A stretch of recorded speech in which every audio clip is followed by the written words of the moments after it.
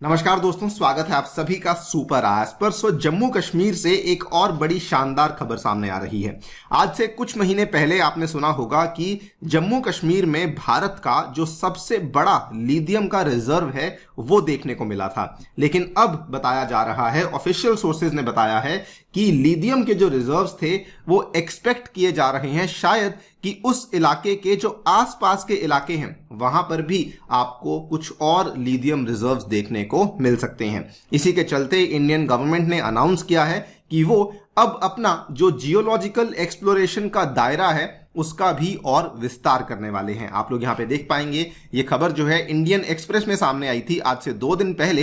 Lithium to be found beyond original site in Jammu and Kashmir and therefore exploration scope may be expanded. तो इसी नई development के बारे में बातचीत करेंगे। ऑल्सो डिस्कस करेंगे कि इंडिया की जो लिथियम डिस्कवरी है वो किस वजह से बहुत ही विशेष बन जाती है। आइए शुरू करते हैं दोस्तों मेरे साथ। मेरा नाम है अनिरुद्ध। यदि आप लोग इस लेक्चर की पीडीएफ को डाउनलोड करना चाहते हैं तो यहां पर दिए गए टेलीग्राम चैनल के माध्यम से ऐसा कर सकते हैं। ऑल्सो बताना चाहूंगा, जो विद्यार्थी 2023 के प्रीलिम्स एग्जाम की तैयारी कर रहे हैं दोस्तों, आपके लिए करंट अफेयर्स का क्रैश कोर्स हम लोग लेकर आ चुके हैं, जिसमें हम लोग पिछले 1 साल के सभी करंट अफेयर्स और उसके साथ संबंधित जो भी स्टैटिक कंटेंट है वो अवेलेबल करवाया जाएगा। और ये पूरा का पूरा कोर्स आपके लिए अवेलेबल करवाया जा रहा है मात्र 1299 रुपए में, अगर आप मेरा कूपन कोड अनिरुद्ध यूज करते हैं। इसका जो लिंक है वो नीचे डिस्क्रिप्शन में आपके लिए अवेलेबल करवा दिया गया है।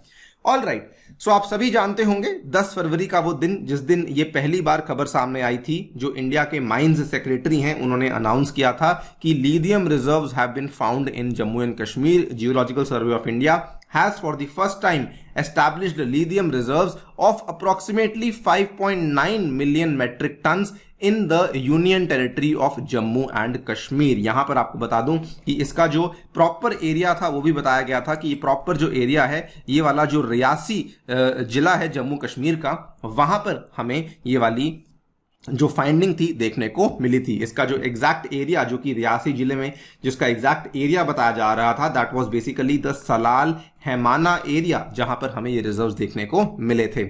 और अब जो इसको लेकर लेटेस्ट डेवलपमेंट सामने आई है उसमें बताया जा रहा है कि geological formation in Jammu and Kashmir where in the lithium resources of 5.9 million tons were recently established, they likely extend well beyond the original location where the mineral was detected। और इसी के चलते जो इसका स्कोप है of geological exploration, it is now being widened. ये statement एक government अधिकारी के द्वारा दिया गया है। सिंपल शब्दों में कहें, एक्सपेक्ट किया जा रहा है, अपेक्षा लगाई जा रही है कि और लिथियम हमें मिलने वाला है। इसी के चलते जियोलॉजिकल एक्सप्लोरेशन को भी यहां पे बढ़ाया जा रहा है।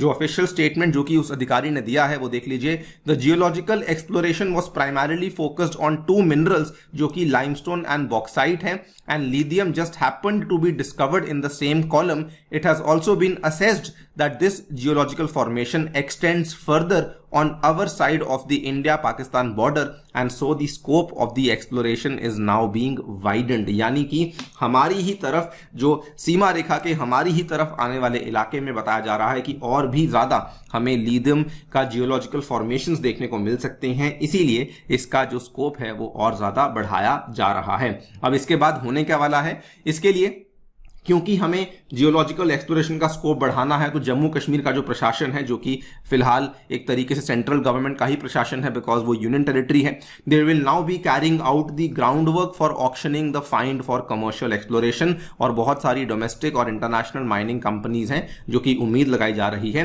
कि इस ऑक्शन में आकर के पार्टिसिपेट भी करने वाले हैं। सवाल आप ये सोच रहे होंगे कि जब इन्होंने पिछली बार अनाउंस किया था कि 5.9 मिलियन मेट्रिक टन्स का लिथियम मिला है, तो उसी टाइम पे इन्होंने क्यों नहीं अच्छे से बताया कि लिथियम जो है वो आसपास भी देखने को मिल सकता है। देखिए, असल में जो जियोलॉजिकल सर्वे ऑफ इंडिया की टीम है वो वहां पे लिथियम को ढूंढने गई ही नहीं थी इन द फर्स्ट प्लेस। वो बेसिकली 2 दूसरे मिनरल्स को ढूंढ रही थी जिनका नाम है लाइमस्टोन एंड बॉक्साइट, और उसी दौरान, उसी एक्टिविटी के दौरान उनको सेम कॉलम में, सेम लोकेशन में, जो मैंने बताया सलाल हैमाना एरिया है जम्मू कश्मीर के रियासी जिले का, वहीं पर उनको उसी टाइम पे लिथियम मिला जब उन्होंने इस चीज को कंफर्म किया और इस चीज को इन्होंने अनाउंस कर दिया था।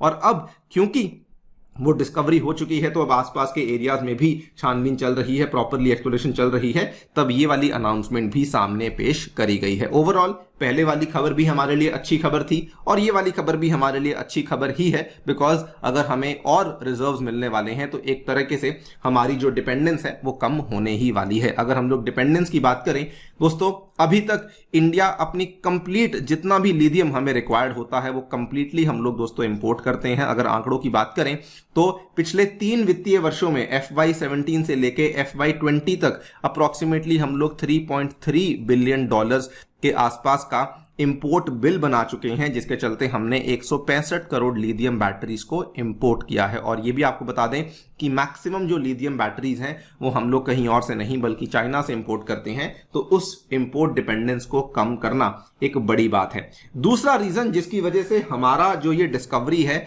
लिथियम रिजर्व्स का ये काफी विशेष बन जाता है वो काफी इंटरेस्टिंग है। देखिए, लिथियम को प्रोड्यूस करने के बेसिकली 2 तरीके हैं, मतलब कि लिथियम आपको 2 तरीकों में धरती में देखने को मिलता है।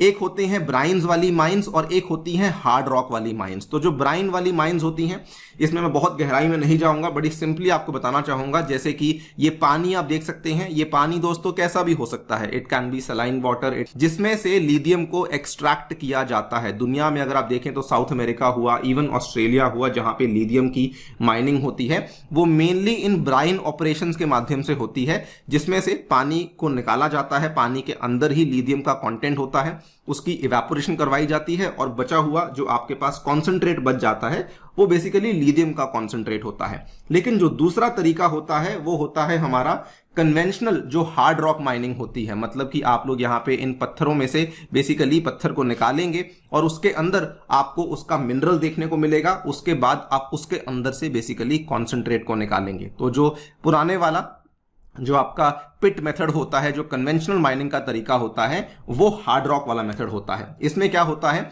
कि जो प्राइमरी लिथियम बेयरिंग मिनरल इसमें आपको देखने को मिलता है वो स्पोड्यूमीन होता है। ये आप इसमें से निकाल लेते हैं। ऑब्वियसली पहले पत्थर को निकालेंगे, उसका आप उसको क्रश करेंगे और उसको फिर सेपरेट करेंगे in order to produce a concentrate, और उस कॉन्सेंट्रेट में आपको स्पोड्यूमीन वाला जो लिथियम बेयरिंग मिनरल है वो देखने को मिल जाता है। इसको ऑब्वियसली इसके बाद आप कन्वर्जन प्लांट्स में भेज देते हैं, जहां पर जाकर के इसको या तो लिथियम हाइड्रोक्साइड में या फिर लिथियम कार्बोनेट में कन्वर्ट कर दिया जाता है, जो कि हमें इनफैक्ट रिक्वायर्ड होता है।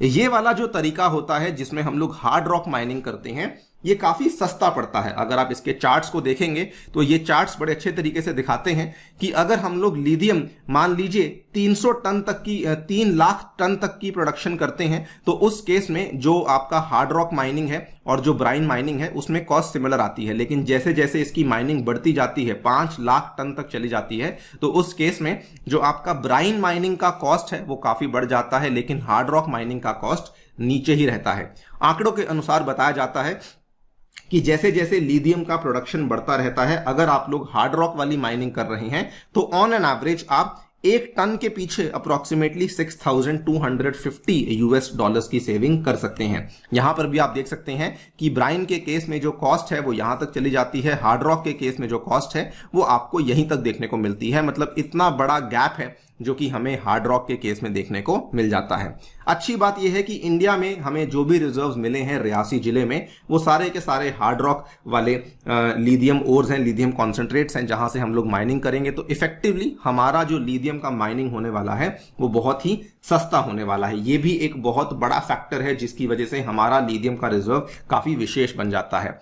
तीसरी बात, ये वाला जो ओवरऑल हमारी फिलहाल हमें लिथियम के रिजर्व्स मिल रहे हैं, इसका फायदा कहीं ना कहीं इंडिया का जो नेट जीरो टारगेट है, जिसमें हमें 2070 तक हमें नेट जीरो एमिशंस का टारगेट करना है, उसमें भी एक बड़ी भूमिका निभा सकता है। Central electricity authority of India का अनुमान है कि कंट्री को approximately 27 gigawatts of grid scale battery energy storage systems चाहिए पड़ेगा बाय 2030, और उसी के लिए जो लिथियम के रिजर्व्स हैं वो हमारी काफी ज्यादा हेल्प करने वाले हैं।